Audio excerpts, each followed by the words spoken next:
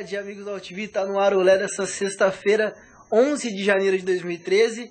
Janeiro, futebol, não tá acontecendo muito campeonato, Copa São Paulo, futebol tá engatinhando, negociações, Copa São Paulo de juniores, Sul-Americano Sub-20. A gente vai falar disso, mas acho que o principal assunto hoje aqui na UTV é a eleição do Palmeiras, né, Soraya? Boa tarde, Soraya. Boa tarde, muito bem-vinda. pessoal. Obrigada, feliz ano novo. Obrigado por você também, feliz ano novo. Primeiro Olé, né, de 2013. Feliz ano novo para todo mundo que tá ligado aí na utv.com.br. E hoje a gente tem um convidado muito bacana, que é o candidato à presidência do Palmeiras, Paulo Nobre. Pô, você nem deixou eu anunciar, eu tive todo o trabalho. Peraí, fica à vontade, fica à vontade. Vamos lá então, gente. Boa tarde. Vamos aqui ao nosso ilustre candidato. Na verdade, assim, deixar claro que eu convidei o Décio Perim também, mas por conta da agenda, ele não vai poder participar conosco.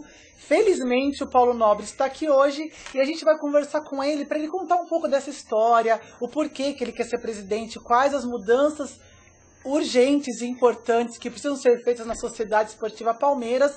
Então hoje ele vai ser o nosso astro principal aqui do programa. Boa tarde, Paulo, tudo bem com você? Boa tarde a todos os internautas da UTV. Prazer estar aqui com vocês e falar do Palmeiras é sempre muito gostoso.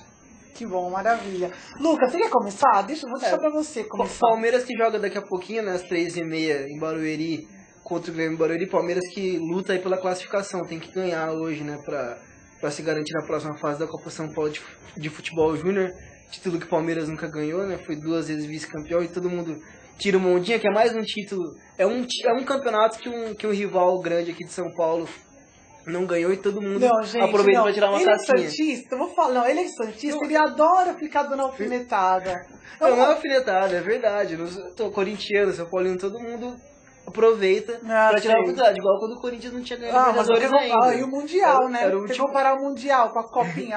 Era um título que faltava, é um título que volta pro Palmeiras, já bateu na trave 2 vezes, né? A última foi aquela vez com o Wagner Love, em 2003, todo mundo lembra, até teve uma confusão depois do jogo, mas o Palmeiras aí lutando pela classificação, enfrenta o dono da casa, Grêmio Barueri, hoje às 3h30 da tarde.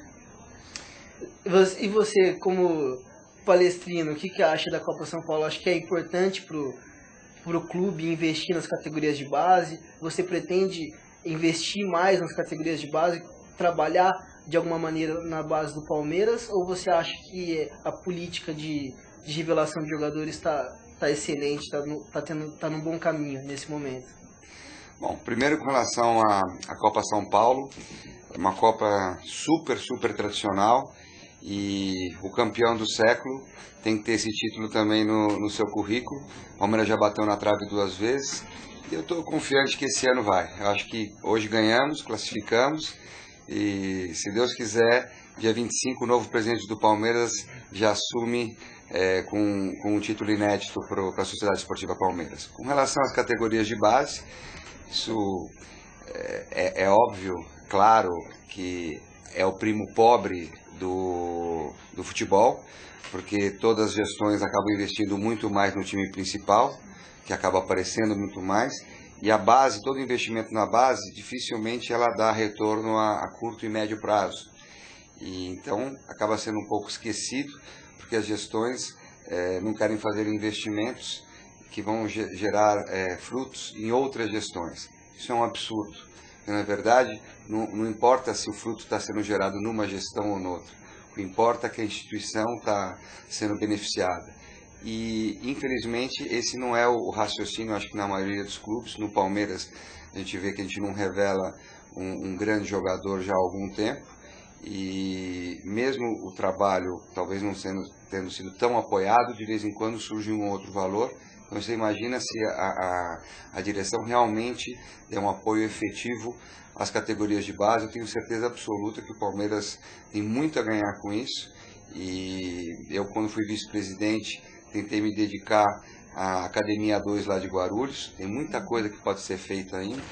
Tem também aquela lei de incentivo, que tem um projeto em São Roque, onde esse projeto já estava aprovado, estava acho que em fase de captação. Eu não sei o que aconteceu nas gestões anteriores, qual foi o problema, mas vamos tentar retomar isso, porque essa academia para base em São Roque, caso a gente consiga, será uma coisa muito positiva, porque terão alojamentos onde você pode trazer garotos de fora de São Paulo, e não é aquela coisa que você dá uma semana para o garoto poder decidir a vida dele. Às vezes o garoto fica tão nervoso que não consegue render, e ele com mais tempo teria condições de revelar um grande jogador, você acaba dispensando um jogador que acaba estourando num outro clube. Então eu acho que você tem que ter metodologia na base, você tem que ter profissionalismo, profissionais especializados em tratar com base, para poder identificar aquele garoto que jogou muito mal a primeira semana, mas aquele garoto tem potencial. E se você der 1, 2, 3 meses, isso não é o dirigente que vai definir quanto tempo o garoto necessita para vingar, e sim um profissional da área. Na hora que você tiver um alojamento, você pode dar tempo para essa garotada toda poder relaxar. Eventualmente não é nem de São Paulo, chega numa cidade grande, assusta a possibilidade de virar um jogador profissional, um dos maiores clubes do mundo, como é o Palmeiras. Isso mexe com a cabeça da garotada. Se mexe com a cabeça dos adultos, imagina com a garotada. Eu acho que São Roque seria uma coisa muito positiva para a base do Palmeiras, e caso a gente seja eleito, vamos levar muito a sério isso, porque não vai ser o fruto na minha gestão, mas com certeza será em gestões futuras, e isso é maravilhoso, você ver que você contribuiu para alguma coisa positiva no clube. Deixa eu fazer uma pergunta, eu não sei se você já respondeu isso. Da onde surgiu esse desejo de ser presidente do Palmeiras? É de infância, família? De onde aconteceu esse desejo de você hoje já estar aí pleiteando o cargo? Como surgiu isso? Não é uma coisa de família, porque eu sou o primeiro palmeirense da família e acabei contagiando a família como um todo. Hoje eu digo que a família Almeida Nobre é uma família verde, tenho certeza absoluta. Eu tenho 2 sobrinhos que eu tinha muito medo, porque eles frequentavam meios onde tinha muitos São Paulinos, etc., numa fase onde o São Paulo estava tendo um sucesso em campo, o Palmeiras estava numa fase meio complicada. Aí eu peguei meio pesado com os meus sobrinhos mesmo, e eu acho que eu até exagerei um pouco na dose, porque tanto ela como ele, tanto a Elisa quanto o Francisco, são palmeirenses fanáticos, já são sócios do clube, me cobram muito às vezes os resultados do clube. Pô, tio, como é que tá assim, como é que tá assado? E a família toda ficou toda palmeirense, e aquela coisa, a gente acaba quando a gente ama muito alguma coisa, aquele amor verdadeiro, você acaba contagiando as pessoas em volta. Eu tenho vários amigos que nem palmeirenses são, que quando o Palmeiras ganhou aquele título em 93, no famoso 12 de junho de 93, vários me ligaram me cumprimentando, disseram, mesmo não sendo palmeirense, eu torci só por consideração a você, pelo amor que você tem pelo Palmeiras e tudo mais. Então, não foi uma influência de família, foi uma coisa que aconteceu. Na verdade, por que eu sou palmeirense? Porque Deus quis. Então, quer dizer, não tem coisa mais forte. A gente nasce, né? Exatamente, não tem coisa mais forte do que isso. Eu brinco, às vezes, se não fosse para ter nascido palmeirense, era melhor nem ter nascido. Muito boa essa. E aí o que acontece? O sonho era ter sido o centroavante do Palmeiras. E quando a gente fala ser o centroavante do Palmeiras, eu queria ter sido o Evair, né? O Evair já veio aqui com a gente, viu, no programa. Maravilhoso. Dom Evair, né? Dom Evair, que eu falo, eu acho que o torcedor, ele tem sempre razão. Então o torcedor pode falar tudo, o torcedor é aquele que xinga agora e elogia 5 minutos depois, e está certo nas duas situações. Então, o meu lado torcedor, vou ser muito sincero com você, quando se discute qual foi o melhor jogador do mundo, se foi o Pelé ou o Maradona, desculpa, se somar Pelé e Maradona não dá meio Evair. Evair foi o melhor de todos os tempos, não tenho dúvida nenhuma disso. É verdade, ele foi desgrande. Gostaria de ter sido o Evair. Quando eu cheguei na adolescência, percebi que eu não tinha gabarito para poder ser um jogador profissional, e eu falei o seguinte, é melhor nem tentar, vai que eu consigo. Eu ia ser o tipo de jogador que o Palmeiras não mereceria. Eu ia ser o tipo de jogador que eu da arquibancada xingaria. Então eu falei, não, nem tenta. Acabei entrando de sócio do clube em 83. Aí... Você era bem novinho nessa época ainda. Bem novinho. Na verdade, eu estudei com a filha do Marco Paulo Del Nero, presidente da federação, conselheiro do Palmeiras. E eu era... tipo famoso na escola, lá na Granja Viana, era famoso por estar sempre de verde, super palmeirense, etc. E ela comentava muito com o pai. Um dia o pai chegou com uma ficha e falou, Paulo, leva para o seu pai, você precisa entrar de sócio para o Palmeiras, você precisa um dia virar conselheiro, etc., com essa paixão toda. E eu acabei entrando de sócio em 83, e entrei na vida política do clube na década seguinte, em 97, quando eu fui eleito conselheiro pela primeira vez. Ali, entrando na vida política do clube, você entra com o objetivo de tentar colaborar, de tentar contribuir com alguma coisa.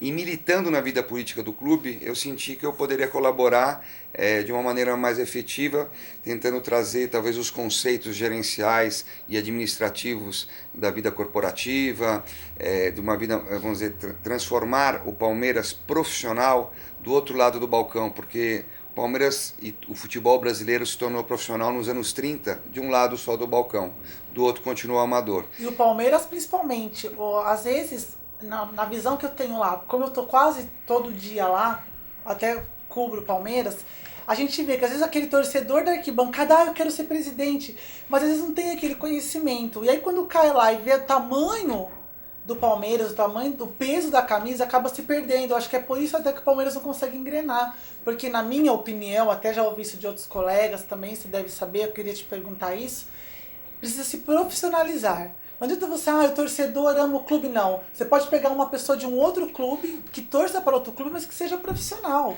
Eu acho que é isso que o Palmeiras precisa nesse momento, porque a situação do Palmeiras é muito difícil e em 2013 está muito atrás de todos os outros clubes paulistas.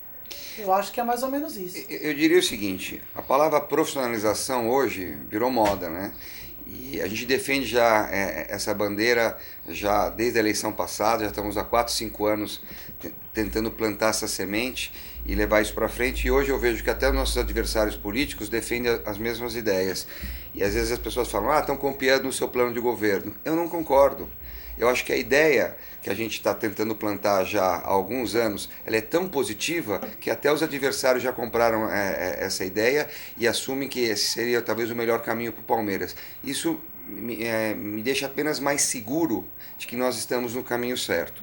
Profissionalizar não pode ser apenas uma palavra, apenas uma retórica. Você tem que profissionalizar com consciência e com responsabilidade. Você tem que identificar no clube quais são os departamentos que carecem de uma profissionalização. Aqueles departamentos que demandam tanto do diretor estatutário que ele acaba tendo um prejuízo muito grande na sua vida profissional e até na sua vida familiar. O conselheiro por estatuto não pode ser remunerado. E ele, quando se torna diretor de um departamento que demanda 8 ou 10 horas de trabalhos diários, como é que ele pode ter uma vida profissional? Ele acaba tendo problemas. E o Palmeiras não tem o direito de explorar a paixão do seu torcedor, do seu conselheiro, e prejudicar a vida da pessoa. Então, esses departamentos que têm que ser identificados, eles precisam ser profissionalizados. Então você teria lá um profissional que, como você bem disse, não importa se a pessoa é palmeirense ou não é palmeirense, a pessoa tem que ser profissional. Eu não pergunto que time torce o técnico, eu não pergunto que time torce o centroavante quando eu contrato. Eu quero um técnico que seja consciente, que monte uma boa equipe e um centroavante que faça gols. Eu quero um profissional que possa trabalhar e se dedicar ao Palmeiras durante o período de trabalho, full time, que não tenha outras atenções, exatamente, e ele vai ser cobrado em cima do trabalho dele. E a figura do diretor estatutário, ela continua sendo fundamental. Por quê? Porque o presidente não consegue controlar todos os profissionais que ele vai querer colocar no clube. E o diretor estatutário, ele será o quê? Um agente fiscalizador do profissional. Ele vai ajudar o presidente nessa fiscalização. Aí vai ter que ser uma habilidade do presidente de saber escolher o profissional certo e o diretor estatutário certo para que eles não entrem em competição. Eles precisam entender que a vitória do departamento é a vitória dos dois. E o Palmeiras e a instituição acaba ganhando com isso. Então, quer dizer, o diretor estatutário continua existindo, só que em vez de ficar 8 horas, pode ficar 1 ou 2 horas só por dia fiscalizando esse profissional. E mais uma vez, esse diretor precisa ser escolhido por meritocracia. Não adianta você colocar um médico para tomar conta do departamento jurídico. Como é que ele vai poder controlar se ele não entende do que está acontecendo? Então, tipo assim, todos os profissionais têm que ser escolhidos por meritocracia para poder entender do que ele vai estar controlando e ajudar o presidente. E só complementando a sua pergunta, foi por causa dessa visão e por achar que estávamos preparados porque você não governa um clube como o Palmeiras, um clube gigante como o Palmeiras sozinho. Então nós sentimos, o nosso grupo, que é imbuído das mesmas ideias, que nós podíamos contribuir muito com a vida política e administrativa do Palmeiras, tentando implementar todas essas mudanças que nós julgamos necessário. E é com esse intuito que eu estou pela segunda vez tentando ser candidato à presidência do Palmeiras, e se Deus quiser, dia 21, vamos sair vitoriosos. Tá certo. Lucas, tem alguma pergunta pra ele? Que eu já ia fazer mais uma. Os internautas estão aqui perguntando.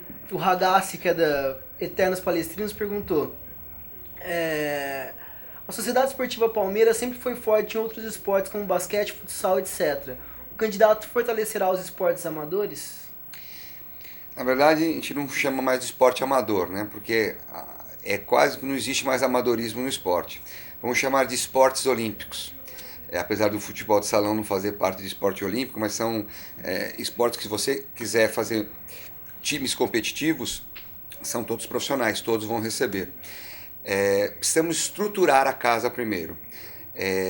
Quando eu entrei de sócio do Palmeiras, em 83, eu entrei única e exclusivamente por causa do futebol. Eu jamais seria sócio do Palmeiras se não fosse o futebol. Depois que você se torna conselheiro, você aprende a entender o Palmeiras como uma sociedade esportiva, que tem tradição, uma porção de esportes, não só nesses dois, no judô, no hóquei, vários outros esportes. O Palmeiras já teve muito sucesso.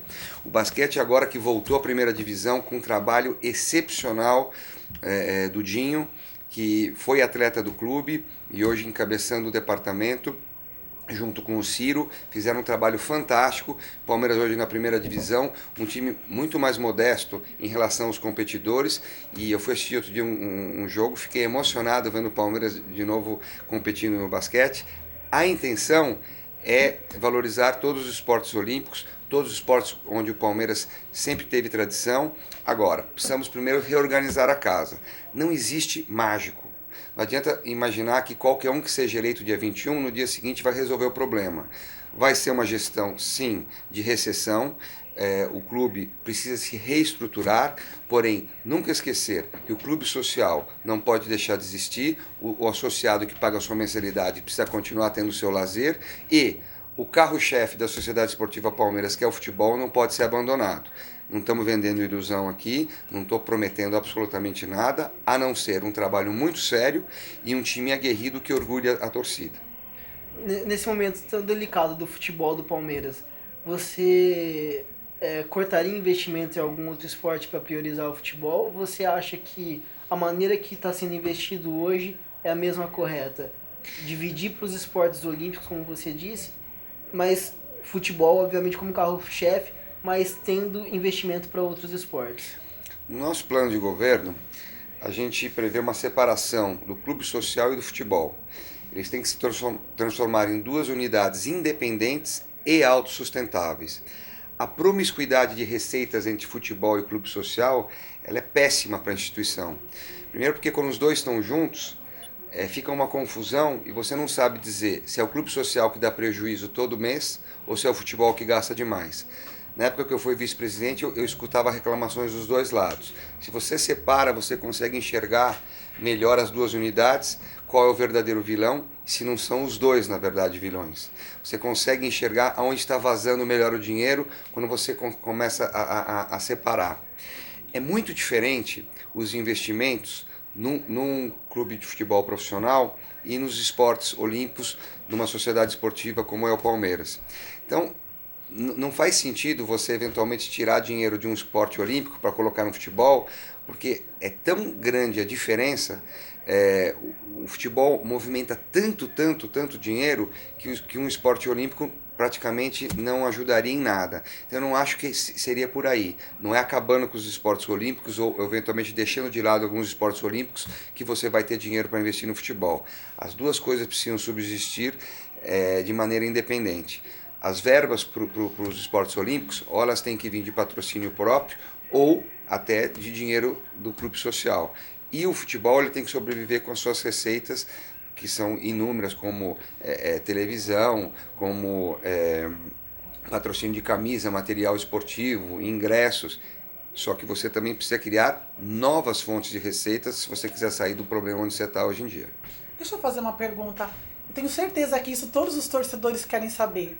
Se você ganhar a eleição no dia 21, você já tem um projeto, pelo menos até dezembro desse ano, para 2013, em relação à Série B, Libertadores, enfim, você já tem alguma coisa pré... Eu acho até, se eu não me engano, acho que teve algumas conversas com o Tirone, parece que o Tirone chamou os candidatos à eleição para conversar, eu vi alguma coisa assim, não tenho certeza. Mas você pode até esclarecer para mim, você tem uma prévia já do que você quer fazer para o Palmeiras, principalmente, eu acho que a maior preocupação do torcedor em relação à Série B do Brasileiro, pelo menos até dezembro desse ano? Com relação a essas reuniões que tentou-se patrocinar entre a atual gestão e os presidenciáveis, elas acabaram não vingando. Teve só a primeira reunião, onde nós fizemos um acordo. Na verdade, éramos na época 4 presidenciáveis. Estava o próprio Tirone, que podia tentar a reeleição, estava o Pescarmona, que acabou desistindo para apoiar o Décio, estava o próprio Décio, e eu estava lá junto também. A ideia era ter um acordo de cavalheiros, de fazer uma campanha ética, sem expor a instituição, e depois do dia 21, após um sair vitorioso, os outros 3 fazerem sim uma oposição. Não é aquela coisa de todo mundo abraçado, agora é uma coisa só. Não, são ideias diferentes, são visões diferentes. E eu vou te falar uma coisa, eu acho a oposição uma das coisas mais positivas num clube, desde que ela seja bem feita, desde que ela seja feita de uma maneira construtiva. Porque quando você está na gestão, você está se dedicando ao máximo e imaginando que você está fazendo tudo certo, pelo menos da maneira que você enxerga como certo. São prismas diferentes. Quem está de fora Sim. consegue ter uma visão crítica e eventualmente colaborar muito com a gestão. Se a oposição não for feita de uma maneira predatória, a gestão ganha. Porque é uma pessoa que está de fora tendo uma outra visão e fazendo críticas construtivas que você pode melhorar a sua gestão. Então a ideia seria ter sim oposição, mas uma oposição também sem ser uma oposição que ficasse expondo a instituição. Esse foi um dos motivos desse encontro dos presidenciáveis. O segundo motivo seria uma eventual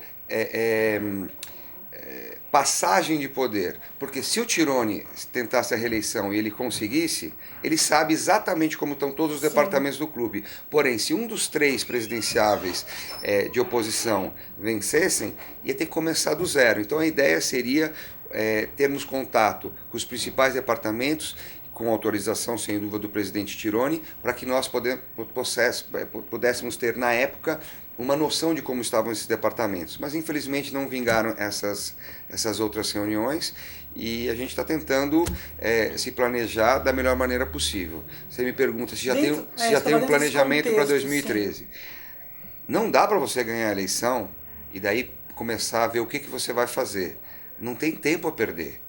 É um absurdo, é ridículo a gente ter uma eleição no final de janeiro, sendo que a temporada já começou, é impossível fazer qualquer planejamento. Já fizemos uma reforma estatutária, que eu tenho certeza absoluta que dia 19 de janeiro agora, na Assembleia Geral, o sócio vai confirmar, aonde a eleição passa a ser antecipada para novembro. Eu acho que poderia até ser antes, mas de qualquer maneira, já é um adianto.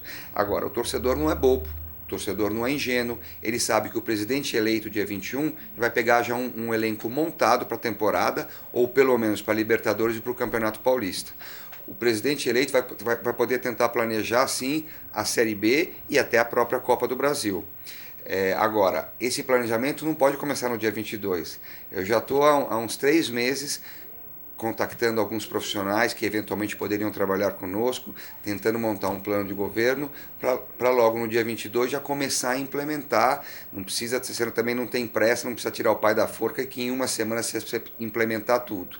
Não adianta correr, tem que ser feito com consistência e bem feito para a coisa perdurar. O trabalho sim já foi iniciado há algum tempo, já estamos aí com caso eleito, já temos até alguns profissionais já até pré-contratados.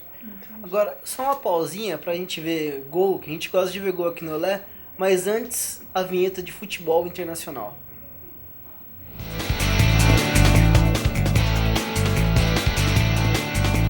Ontem o Brasil estreou no Sul-Americano Sub-20 contra o Equador, campeonato disputado na Argentina, e o Brasil tropeçou, ficou no empate 1-1, a gente vai ver os gols, os 2 gols desse jogo agora, pode rodar.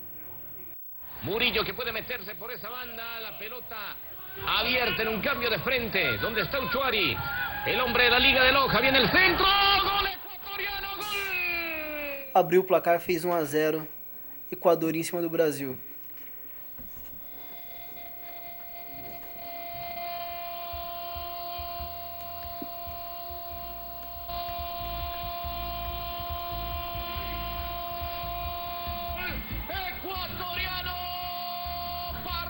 Impactó de cabeza, gran centro de Uchuari, lo merecía Ecuador, porque en 29 minutos había hecho mejor las cosas, Parrales había tenido opciones, en esta ocasión impacta el frentazo, supera al golero Luis Gustavo, y Ecuador se pone arriba en el sudamericano. Aí a falha da defesa brasileira, o atacante aparecendo sozinho no meio dos dois zagueiros e cabeceou sem chance nenhuma pro goleiro. Equador 1-0. Mas ainda no primeiro tempo, Matheus, filho do Bebeto, deu esse chute forte de esquerda, o goleiro rebateu, a bola bate no zagueiro e entra, gol contra, né, na verdade. Mas valeu a finalização do garoto, que é até estrela de comercial já.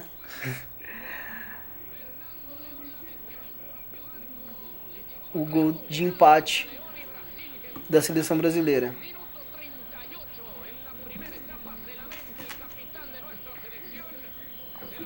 É o filho do Bebeto, esse mesmo. Exatamente. Aquela comemoração famosa, né, do Bebeto.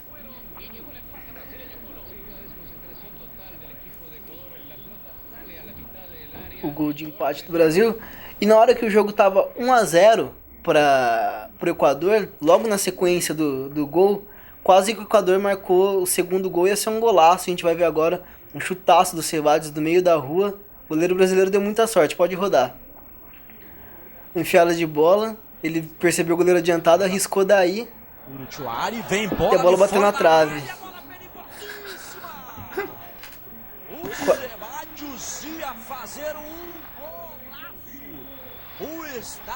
Quase um gol que Pelé não fez, né? Mas o Diego Souza fez. O Diego Souza fez, de primeira também. Esse daí foi de primeira, né? Mas que golaço. Golaço. Contra o Atlético Mineiro, né? Ele ganhou até o título lá, ele ganhou até uma premiação depois no final do ano por aquele gol. Foi lindo mesmo. Falando em Diego Souza, né, que é um jogador que teve uma passagem meio boa e ruim pelo Palmeiras, assim como ele teve uma passagem boa e ruim pelo Vasco, boa e ruim pelo Atlético Mineiro. Você acha que o caminho do Palmeiras é investir em jogadores de nome, investir em jogadores participativos ou investir na base? Para o futebol profissional mesmo. Não, primeiro, eu queria só falar em relação ao Diego Souza. Eu acho que a passagem dele pelo Palmeiras foi muito boa. Só no finalzinho, que ficou meio...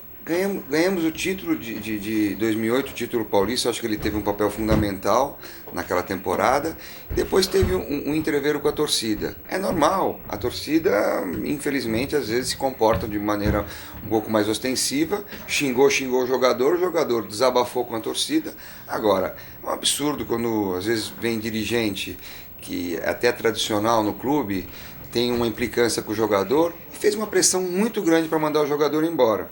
Eu acho que o Palmeiras saiu prejudicado quando o Diego Souza foi embora. Era um jogador identificado, com muita raça. Agora, no Palmeiras todo mundo é criticado. Por incrível que pareça... Menos o Valdívia, né? Valdívia, eu ia até te fazer essa pergunta. O Valdívia fica em 2013 porque... Não, eu vou falar uma coisa. O meio lá no Palmeiras é tão complicado que, acredite se quiser, tinha gente que criticava... O Marcos Assunção e não critica o Valdívia, é só o Palmeiras, Não, vamos falar de um outro nível. Tinha gente que criticava o Evair. Achava o Evair lento, isso e aquilo, quer dizer... Às vezes eu escutava, tinha um sujeito que tinha um camarote do lado meu e ficava criticando o Valdívia. Eu falava assim, Deus, perdoai, porque, nossa senhora, como o pessoal é crítico. E o Diego Souza acabou entrando nisso. Então eu acho que você, quando vai tomar uma atitude eventualmente de mandar um jogador embora, não pode ser na emoção. E não pode ser um diretor amador que pegou implicância com o jogador, chegou no departamento só porque era tradicional no clube. Eu acho que foi extremamente... O Palmeiras saiu prejudicado, às vezes talvez pelo excesso de paixão que alguns dirigentes acabam tratando às vezes os assuntos do clube. Que essa emoção, essa paixão por parte dos dirigentes prejudica o clube dentro de campo? Muito, prejudica muito o clube. Porque a gente tem que entender o seguinte, quando a gente se torna dirigente, você nunca vai matar o torcedor que tem dentro de você. Você continua se emocionando, chorando, gritando, querendo matar, esgoelar às vezes alguém, mas quando você é um dirigente, você tem que ter frieza. Porque tomou uma decisão na emoção, a chance de você tomar uma decisão errada, ela é muito grande.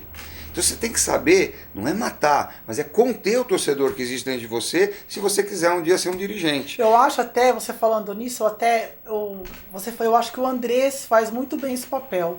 Por isso que o Corinthians está onde está hoje, e ninguém pode até tudo assim contestar o trabalho dele, porque em 2 anos de gestão, agora continuando, ele fez um trabalho que não fizeram em 90 e sei lá quantos anos. Então é uma pessoa que jamais, assim, alguém criticar o trabalho dele. Eu acho que ele faz muito bem o papel, e é isso que tem que ser. Tem que ser um cara que é torcedor, mas também que tenha frieza. Até a gente, como jornalista, eu tenho meu time, sou palmeirense, todo mundo sabe, mas assim, você tem que reconhecer, saber escrever, saber falar, olha, aquele cara é legal, não joga bem, ou joga, de outros clubes também. É a mesma coisa do lado profissional, do jornalista, assim como dirigente. Eu acho que esse é o caminho mesmo. Tem que saber diferenciar ou separar, conter, porque o Diego Souza foi um capítulo. Já vi vários jogadores indo embora por conta de picuinha, de diretoria, de não sei o que. Cara bom. E sabe o que é triste? Eles mandam o cara bom embora e fica com o ruim. É só o jogador sai do Palmeiras, às vezes sai com raiva do Palmeiras. Uma vez eu estava correndo um rally na Argentina e eu vi o presidente do Boca falar que todo jogador do Boca que sai, quando volta, quer voltar pro Boca. Porque o Boca e o jogador, na verdade, eles são parceiros. E aí o jogador sai do Palmeiras, por exemplo, um jogador que eu era um super fã dele. Wagner Love. Não, um pouco antes. Super fã. Um jogador que deu muita raça pelo Palmeiras e depois acabou pegando o bode do Palmeiras, que foi o Rincon. Grande jogador. Cara, na verdade, eu não entendi porque o Rincon, que teve uma passagem tão vitoriosa pelo Palmeiras, depois ficou com aquela... O Palmeiras, às vezes, não tem carinho para tratar de ex-atletas. São ídolos, pessoas que deram tantas alegrias ao clube, identificados. Então, eu acho que isso tem que ser tratado. Por exemplo, você pega o Atlético de Madrid. Pô, não esquece do Leivinha e do Luiz Pereira até hoje. Você pega a Roma. A Roma chamou o Antônio Carlos, que foi considerado um dos 4 melhores zagueiros da história da Roma. Quer dizer, eles valorizam os ex-atletas. A gente tem que fazer um pouco isso. Não pode esquecer das pessoas que nos deram tanta alegria. Com relação ao que você falou do Andrés... Na verdade, são jogadores que ajudam a construir a história do clube, né? Exatamente. Na verdade, você tem que saber reconhecer todo mundo que um dia te deu alegria e etc. Porque você tem a torcida, talvez o pessoal mais novo, passa a não conhecer a história do clube. Sabe que eu fico chateado? Muito jogador chega no Palmeiras não sabe que ele está no ápice da carreira dele. O Palmeiras é um dos maiores clubes do mundo. Jogador, quando chega no Palmeiras, ele tem que entender isso, mas na verdade não sabe nem a história do clube. E só uma coisinha, e os ex-atletas, os ídolos, eles ajudam muito nisso, porque com certeza essa garotada que hoje tá chegando no Palmeiras tem nos ex-atletas do Palmeiras ídolos. Por mais que não sejam nem palmeirenses, mas sabiam reconhecer um grande jogador no time adversário. Isso pode ajudar muito as pessoas a entenderem o que é o Palmeiras. E só uma coisinha complementando. Você falou do Andrés, com relação ao Andrés. O Andrés, é inegável o sucesso que ele teve. Ele teve talvez muita sensibilidade, teve muita habilidade e teve estrela também, que é uma coisa importante para um dirigente. Agora, muitos me perguntam, você vai seguir o modelo do Andrés, porque eu estava na 2ª divisão, o Palmeiras também está, e etc. O Corinthians é o Corinthians, muito respeito pelo adversário, o Palmeiras é o Palmeiras, são histórias diferentes, são rotinas diferentes. Eu acho que você tem que ter a humildade de copiar tudo o que um grande clube fez e deu certo, e você tem que ter a personalidade de também ter seus próprios passos. Você tem que, não adianta você só copiar os outros, copiar faz parte. Isso no mundo todo. Todo clube hoje tem um treinador de goleiro. O Barcelona, todo mundo quer copiar o Barcelona. Sim, mas vem cá. O Barcelona tem treinador de goleiro? Então, desculpa, o Barcelona copiou o Palmeiras, que foi o Exatamente. primeiro clube no mundo a ter um treinador de goleiro. Então, eu acho que você, não é demérito nenhum você copiar o que dá certo nos outros clubes, mas você tem que ter a personalidade de andar e dar seus próprios passos também, e tenha certeza absoluta, o Palmeiras tem uma história no futebol e ele tem suas próprias características, e não adianta você também achar que tudo que deu certo em outro lugar vai dar aqui, mas você tem que saber reconhecer que tudo que deu certo, você tem que pelo menos tentar. Só mais uma pergunta, em relação ao Valdívia, você já tem algum plano, assim, ele fica no Palmeiras? Você tem uma ideia se você... Olha, o Valdívia, motivado, eu não tenho dúvida nenhuma que é um dos melhores jogadores de atividade no futebol brasileiro. Só que as pessoas precisam entender que antes de ser jogador, antes de ser um funcionário do clube, as pessoas são seres humanos. E você não pode colocar todo mundo na mesma cesta e tratar da mesma maneira. Um jogador que às vezes você dá uma dura, ele cresce. Um outro jogador, você dá a mesma dura, o cara se apequena. Você precisa entender o psicológico que está no jogador e tratar cada um de forma individualizada. Se eu for eleito, o que eu vou querer fazer? Eu conheço o Valdívia, na época que eu era vice-presidente, foi uma época que ele estourou no Palmeiras. Da primeira passagem. Sim, e eu sempre tive um bom relacionamento com o jogador. Eu vou ter uma conversa muito franca com ele e entender o que está passando na cabeça do Valdívia. Saber se ele está afim de continuar ou se ele não está. O jogador não está afim de continuar, não adianta, você não vai conseguir segurar e forçar ele. Porque daí começa a ter dorzinha no joelho, dorzinha no tornozelo, dorzinha aqui, dorzinha ali. Por quê? Porque até psicologicamente o jogador não está motivado a continuar. Então acho que tem que ter uma conversa muito franca e entender a cabeça do Valdívia. Ele motivado, seria um excepcional jogador do Palmeiras. Ele desmotivado passa a ser um jogador comum. Falando nessa compreensão da história aí por parte de jogadores, de comissão técnica, o Ragazzi mandou o seguinte: nesse final de ano li o livro sobre a história de 42. Você não acha que esse livro deveria ser leitura obrigatória para todos os atletas e comissão técnica? Uma forma motivacional de como sempre foi grande a Sociedade Esportiva Palmeiras. Eu concordo com ele que todo jogador, quando chega no Palmeiras, seja no profissional ou principalmente até na base, ele precisa conhecer o que é o Palmeiras. Ele precisa entender o que eu falei agora há pouco, que ele está no ápice da carreira e está jogando nos maiores clubes do mundo. Eu não sei se a leitura talvez fosse o melhor caminho para as pessoas entenderem o que é o Palmeiras, mas eu acho que a gente deveria produzir um DVD contando a história e pegando grande parte do que se fala nesse livro, que realmente é um livro muito bom,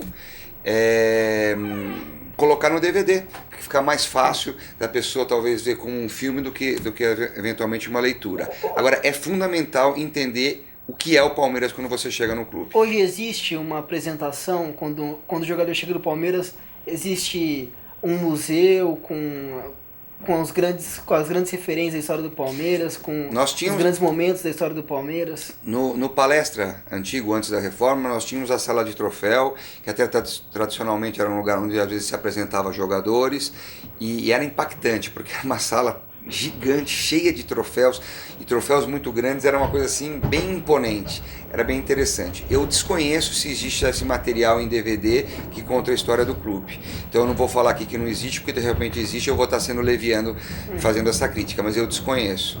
Agora, alguma coisa precisa ser feita, porque senão você acaba, as pessoas, o respeito, ele vem de dentro para fora, e nunca de fora para dentro. Se você não se faz respeitar e se você não se autovaloriza, as pessoas nunca vão te valorizar, nunca vão te respeitar. Como você se apresenta para o torcedor comum do Palmeiras? O palmeirense, que não é conselheiro, não te conhece, está conhecendo você agora como candidato possível presidente do Palmeiras. Bom, eu sou palmeirense desde que eu me conheço por gente, tenho 44 anos de idade. Sou formado em Direito, sou empresário do mercado financeiro. Entrei para o clube, como eu falei, sócio do clube em 83. Eu me elegi conselheiro pela primeira vez em 97. Fui reeleito em 2001, reeleito mais uma vez em 2005. De 99 a 2002 eu fui diretor social junto com o Genaro Marino. Em 2005 eu fui candidato independente à presidência do Conselho. Na época eu concorri nada mais nada menos contra o presidente Mustafa Contursi, que vinha de 12 anos de presidência, saiu em janeiro de 2005 quando assumiu o presidente Della Mônica, ele foi candidato à presidência do Conselho. e pela oposição nós tínhamos nada mais nada menos que o presidente Beluso concorrendo pela oposição, e eu saí de forma independente. Foi a minha primeira empreitada eleitoral na política do Palmeiras. E em 2007 eu fui candidato a vice-presidente, me elegi e fui vice-presidente no biênio 2007-2008, por questões políticas que também não vale a pena a gente ficar... Passado fica no passado, a gente não precisa ficar remoendo, a gente vive daqui para frente, a gente não pode ficar carregando rancor ou chateações, etc. Então, não importa, eu fiquei fora em 2009 e 2010, tentei a minha primeira candidatura à presidência em 2011 e estou tentando novamente agora em 2013. Não sei o que seria da minha vida se não existisse Palmeiras, é uma referência de vida para mim. Eu, desde moleque...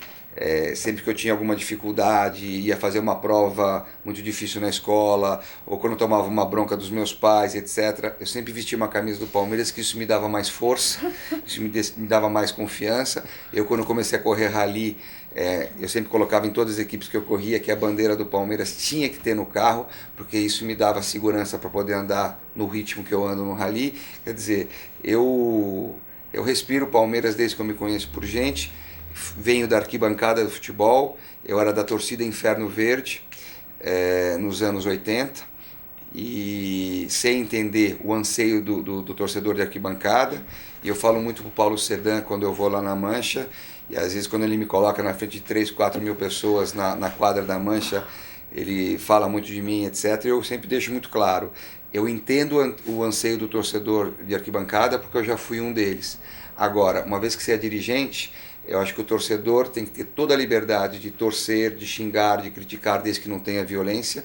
Ele tem que ter essa independência. Então, eu acho que às vezes o relacionamento de dirigentes com torcida uniformizada acaba confundindo um pouco tudo isso. Então, eu acho que eles têm que ter a independência deles, têm todo o direito de criticar, e eles têm que entender também que o dirigente, uma vez que assume o clube, ele tem que saber conter o torcedor dentro dele, tomar decisões mais de cabeça fria, etc. E às vezes muitas dessas decisões não agradam o torcedor uniformizado, mas ele precisa entender que quando você é dirigente, você tem que pensar primeiro na instituição, e você tem que ser uma pessoa muito ponderada para não meter os pés pelas mãos. Tem uma coisa que eu queria até te falar, não sei se você já deve ter pensado nisso, ou até planejado de uma forma mais sutil, digamos. Você já parou para pensar que o presidente eleito agora, no dia 21, vai estar no centenário do clube e vai participar da transição da Copa do Mundo no Brasil, que vai acontecer fortemente aqui em São Paulo? Você já conseguiu planejar isso? De repente o Palmeiras vai conseguir entrar nesse nicho aí, porque vai ser uma coisa assim muito importante, esses 2 anos de gestão pro clube, para a torcida, enfim. Você já conseguiu ter uma leve ideia desse A responsabilidade contexto? de ser presidente de um dos maiores clubes do mundo, ela é tão grande, que eu estou tentando me preparar ao máximo. Já tentei me preparar nesses últimos anos, eu venho e eu só sou candidato porque eu acho que eu me julgo já preparado para essa responsabilidade. Agora, demanda tanta coisa que você tem que fazer caso você vença a eleição, que às vezes até você esquece desse detalhe que você está colocando.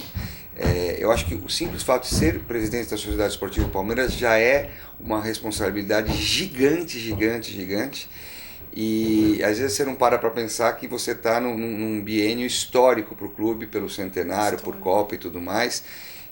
Agora, eu acho que esquecer um pouco a vaidade de ser o presidente do centenário e tentar ser um presidente muito positivo, que é o que o Palmeiras está precisando. O Palmeiras está muito carente, eu acho que, de comando.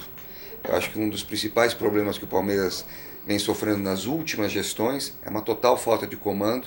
Eu vejo o Palmeiras hoje como um barco à deriva, que às vezes você não entende nem o porquê ele acaba atracando numa praia paradisíaca e maravilhosa, como é a vitória da Copa do Brasil, e na mesma temporada acaba caindo na cachoeira, caindo para a segunda divisão. Quer dizer, esse tipo de coisa não pode acontecer. O Palmeiras tem que estar nas mãos do Palmeiras. O Palmeiras tem que trilhar o seu caminho, como fez parte sempre da sua história. Ser um barco à deriva, como vem acontecendo nos últimos anos, é uma coisa muito triste, e é com esse objetivo que a gente vai tentar a presidência para colocar o Palmeiras onde ele nunca deveria ter saído. 2 anos você acha que é suficiente para organizar o Palmeiras? Não, com certeza absoluta, 2 anos você não consegue mudar uma filosofia quase centenária de se administrar o clube, você não consegue colocar a casa em ordem em 2 anos, mas você consegue sim plantar uma semente e essa semente começar a brotar de um jeito que a coisa se torne irreversível. A ideia é, depois dessa gestão, entregar o clube para o próximo presidente, um clube muito mais administrável do que ele está hoje. Então você não pensa nem em reeleição, tudo bem que você nem ganhou, mas 2 anos é muito pouco. Porque o Tironi, quando ele entrou, ele falou que ele tinha um projeto de fazer 2 anos, e dependendo de como acontecesse, ele até tentaria mais 2 anos. Porque, na verdade, o que acontece? Precisa ter um plano, porque 2 anos realmente numa instituição do tamanho do Palmeiras, às vezes a gente acompanha, tem casos assim que você fala, gente, acho que a pessoa, às vezes tem jogador, ou até quem tá lá dentro, não sabe a grandeza do Palmeiras. Eles vão naquelas cidadezinhas minúsculas que você nunca ouviu falar, e às vezes tem uma legiãozinha de palmeirense. Eles fazem bar, se reúnem. Então, assim, tem palmeirense no mundo todo. São 16 milhões. É muita gente. Não dá pra dizer, sabe? Então, eu acho que precisa ter esse... Acho que 2 anos é pouco. Mas também, de repente, se for um desastre, é melhor que ele não fique mais 2. Então, eu acho importante até pensar num projeto a longo prazo. É isso que as pessoas defendem. Quem defende 2 anos no Palmeiras defende porque essa gestão foi muito mal. Exatamente. Um 3º ou um 4º ano poderiam quebrar o clube, alguma coisa do gênero. Eu sou defensor de 3 anos. E talvez 3 anos sem reeleição. Aí você se dedica firme nesses 3 anos e depois você tenta fazer um sucessor que possa continuar o seu trabalho. Agora, não dá para você estar numa eleição duríssima como está sendo essa, pensando numa reeleição. Meu objetivo é ganhar a eleição dia 21 e trabalhar muito sério até novembro ou dezembro de 2014. E o importante é que o próximo presidente, seja numa reeleição ou seja um sucessor, que ele continue o trabalho, que ele continue hasteando essa bandeira que a gente tá imaginando para a administração do clube, que ele continue regando essa semente para ela brotar, e porque a gente acredita que isso é o que seria melhor para o Palmeiras hoje. E com relação à dimensão do Palmeiras no Brasil e no mundo, eu conheci muito bem o interior do Brasil, o sertãozão do Brasil mesmo. Eu digo para vocês, em todas as cidades tem camisa do Palmeiras. Vou falar que os clubes mais populares no sertãozão mesmo, que eu frequentei correndo o Rally dos Sertões durante muitos anos, era o Palmeiras e o Flamengo. Existem camisas de todos os clubes, mas Palmeiras e Flamengo tem em praticamente todas as cidades e em mais quantidade. E eu até cheguei a encontrar torcedor do Palmeiras no Marrocos. Eu estava andando com o carro, vi numa cidadezinha que não era turística e com certeza não era brasileira, era uma pessoa que era muito característica marroquina mesmo. Eu vi Pirelli na camisa de longe assim. Eu tinha um navegador português que também se tornou super palmeirense por minha causa. Dizem que até contratei ele pelo sobrenome dele, que era Felipe Palmeiro. Então, o Palmeiras chegou, de repente estava andando, o Pirelli... torcer pro Evair, certeza. Podia ser alguma camisa da Itália, por causa de Pirelli, etc. Quando a gente chegou mais perto, ele falou para mim, camisa do Palmeiras. Eu olhei e era uma camisa do Palmeiras mesmo, lá no Marrocos, quer dizer, aquela coisa que você nunca pode imaginar. Eu correndo o WRC, que eu estou correndo desde 2010, na categoria WRC, que é o top do top, foi só agora em 2012. Mas desde 2010 eu já estou correndo o Mundial. Veio um louco falar comigo com um agasalho da Adidas do Palmeiras. E eu comecei a falar em português com ele. Ele falou assim, nine. O cara era alemão. Eu falei, ô louco, o que você está fazendo com essa coisa? Eu falei, não, eu vi numa loja da Adidas, na Alemanha, achei tão legal e etc, comprei. E eu, na verdade, eu sigo o Palmeiras, é um time que eu tenho carinho. Quer dizer, um alemão que não tinha nada a ver com nada, palmeirense também. Então, quer dizer, a dimensão que o Palmeiras tem, as pessoas às vezes não têm essa noção. É gigantesca.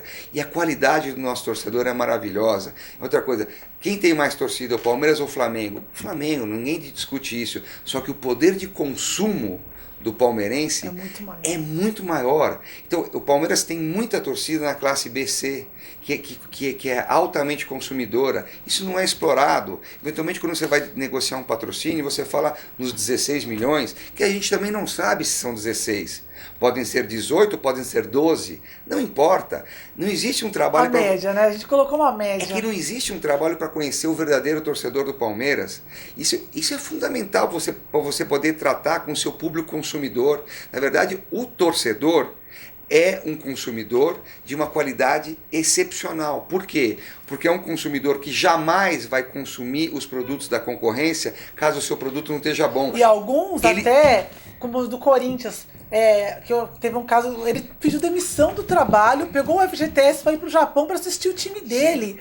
Então, assim, o torcedor no contexto mesmo, é muito fiel. E o palmeirense provou naquela UTI que a gente ficou no segundo semestre todinho, que foi uma desgraceira, como ele é fiel. As coisas que o torcedor palmeirense fazia, eu achei lotar estádio, chegar junto. É diferente, o torcedor palmeirense não é fiel.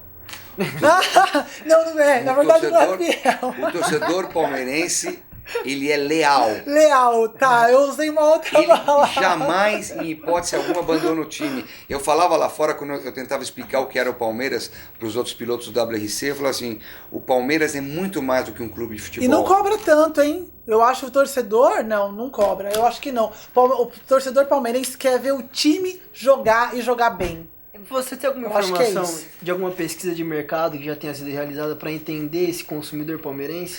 Olha, eu desconheço, pelo menos por parte do Palmeiras, de ter feito, porque quando eu era vice-presidente eu até perguntei quantos palmeirenses existem no mundo, crente que já existia todo esse material para a gente poder trabalhar com isso. Mas o que eu queria dizer é o seguinte, não basta o cara ser torcedor e você achar que ele vai consumir tudo que você der para ele consumir. Você precisa conhecer o torcedor palmeirense. Você precisa entender primeiro quantos de fato existem no Brasil, saber qual é a classe social, saber qual é o sexo, saber quais são os anseios, saber qual é a idade, entender o que ele valoriza e o que ele quer. Aí você dá a ele o que ele quer consumir e ele consome. E ele consome com paixão e etc. E essa é uma fonte de receita que não é explorada ainda. Então eu desconheço se existe no Palmeiras, pelo menos até hoje eu não vi esse tipo de pesquisa feito a sério mesmo. Então fica aquela coisa, somos 16 milhões e o dirigente acha que ele sabe o que o torcedor quer e dá para o torcedor o que ele quer consumir e quando ele acerta, mas não tem metodologia nenhuma nisso. Então eu acho que tem que ter feito pesquisa a sério, sem medo do resultado que você vai encontrar, por mais que você não seja os 16 milhões que você imagina, mas você tem que saber o seguinte, são milhões com certeza, e milhões que podem ser multiplicados, caso você faça um bom trabalho. É fundamental você respeitar a sua torcida, você entender os anseios dela e respeitar o que ela valoriza. Falar um pouco agora, sair um pouquinho do futebol, você falou que é piloto de rally, faz quanto tempo que você é piloto? Na verdade, eu comecei a fazer em finalzinho de 99, eu fiz uma prova de rally de regularidade, patrocinada pela Mitsubishi, que é o Mitsubishi Motorsports, é um grande celeiro de pilotos no Brasil, e fazendo prova de regularidade, eu acabei tendo a oportunidade de correr uma prova de cross-country a sério mesmo, que é o Rally dos Sertões, em 2001. Então, em 2001, eu acabei iniciando essa minha carreira, corri meio que para ver como é que era, e o vírus do rally acabou entrando na minha veia e eu acabei chegando muito, muito, muito mais longe do que eu imaginei um dia poder chegar no esporte, e isso. Bom, você vai... E o circuito mundial começa quando? Você falou que vai correr agora o circuito mundial? Não. Eu encerrei a minha participação. Eu corri 2010, 2011 e 2012 o Mundial de Rally, sendo que em 2012 na categoria top, que é a Fórmula 1 do Rally, mas o meu contrato ele se encerrava na prova da Espanha, na prova da Catalunha. Eu disse a Mini, eu era piloto oficial da Mini esse ano que passou, eu disse que eu não teria condições de assinar nenhum contrato em 2013, só teria alguma discussão no final de janeiro, caso não vencesse a eleição. Caso eu vencesse a eleição, seria absolutamente impossível conciliar a presidência com qualquer outra coisa. Então, se eu vencer a eleição, vou sentir muitas saudades do Rally, muita saudade de todos os amigos que eu acabei formando lá, e um dia no futuro eu quero pelo menos voltar para fazer mais uma prova antes de encerrar a carreira, mas agora concentração total no Palmeiras. 11 de janeiro, transição, né, de temporada, janela aberta, e os clubes, o mercado bastante movimentado, e o Palmeiras, por conta da eleição, acredito, um pouco parado, né, em relação a contratações, em relação a reforços. Como que vai ser para o Palmeiras correr atrás desse tempo perdido agora em janeiro? Você acredita que o Palmeiras consegue montar algum time competitivo para a Libertadores, ou o foco do Palmeiras no ano vai ser o retorno à Série A? Eu acho que o foco tem que ser o retorno à Série A. É um absurdo um clube como o Palmeiras estar jogando a Série B. Então, isso é quase que uma obrigação do Palmeiras.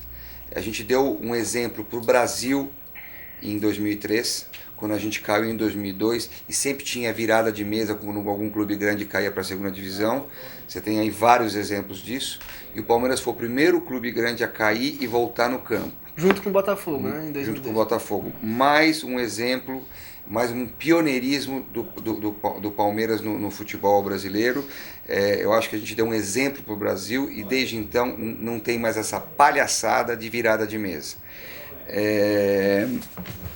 A volta para a primeira divisão em 2013 é praticamente uma obrigação, como eu te falei. E com relação à Libertadores e ao Campeonato Paulista, é o que eu falei no começo da entrevista. O torcedor não é ingênuo, o torcedor não é bobo. Ele sabe que o Kleina permanece. O Kleina permanece, mas ele sabe que quem ganhar a eleição dia 21 já vai pegar um elenco montado pela atual gestão e pelo técnico Kleina. Então não há muito o que se fazer. Ou você vai imaginar que os grandes jogadores que poderiam eventualmente serem contratados, eles vão esperar o dia 21 para decidir se eles vão ser contratados por um clube ou não, porque vão esperar o Palmeiras. Não vai, ninguém espera. E tipo assim, correr atrás, o tempo que passou é que nem o leite derramado. Ficou para trás, você tem que pegar dali para frente. Eu acho que o próximo presidente vai poder sim complementar com alguns valores, principalmente para a disputa da Copa do Brasil e do Campeonato Série B. Com relação à Libertadores, por não ser um campeonato e ser uma Copa, jogo de mata-mata, você não se surpreenda se o Palmeiras chegar bem longe nela, porque a camisa do Palmeiras é muito forte. E o Palmeiras é um clube extremamente tradicional na Libertadores da América. Então, eu acho o seguinte, você tem que dar condições de trabalho para a atual comissão técnica, para o atual grupo de jogadores, você tem que blindar o futebol e dar condições de trabalho, você tem que fazer um planejamento e cobrá-los em cima desse planejamento. Eu acho que dando condições de trabalho, eu não me surpreenderia se o Palmeiras chegasse longe na Libertadores por ser uma Copa e não um campeonato. E o que aconteceu ano passado na Copa do Brasil, né? Mais ou menos. O Paulo, 1h08, o Paulo vai ficar com a gente assim só até essa primeira hora. Eu queria que você mandasse um recado, você como futuro presidente, candidato à presidência, para o torcedor palmeirense, deixar um recado e deixar o seu abraço, enfim, as suas últimas palavras. Palmeirense, o que eu posso dizer para você é o seguinte, como dizia grande Jomir Betting, né? Explicar a emoção de ser palmeirense para um outro palmeirense é desnecessário. E para quem não é palmeirense, é simplesmente impossível. Só nós entendemos o que é a emoção de torcer para o Palmeiras. Então eu peço a vocês, acredite, nunca desista. Essa é a nossa sina, nunca desistir, sempre perseverar. Eu acredito no Palmeiras. A situação é ruim? Não é uma situação favorável, mas não importa. Problemas existem para serem superados. E se a gente vencer dia 21, vamos trabalhar muito sério para reverter esse jogo e tenho certeza que a gente consegue isso. E desejo uma boa sorte também para o meu adversário na eleição, Décio Perin, um grande palmeirense, tem uma filosofia diferente da minha, mas tem que ser respeitada também. E eu falo, não se preocupe com a política palmeirense, independente de quem vencer, acredite no Palmeiras, nunca abandone, porque o Palmeiras é grande por sua causa. Verdade. É isso aí.